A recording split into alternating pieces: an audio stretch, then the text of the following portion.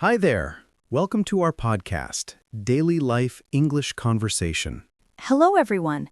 Today, we'll practice simple, everyday English conversations. Let's start with greetings. How are you today? I'm good, thanks. How about you? I'm a little tired, but I'm happy to be here. Sure. My name is Anna. What's your name?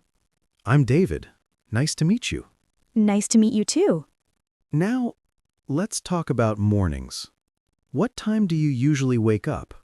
I usually wake up at 6:30 a.m. What about you? I wake up later around 7:30 a.m. After waking up, what do you do first? First, I brush my teeth and wash my face. Then, I take a shower. Do you eat breakfast? Yes, I usually have eggs, bread, and coffee.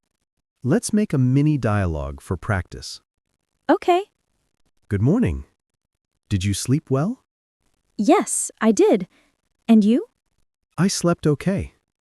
What did you have for breakfast?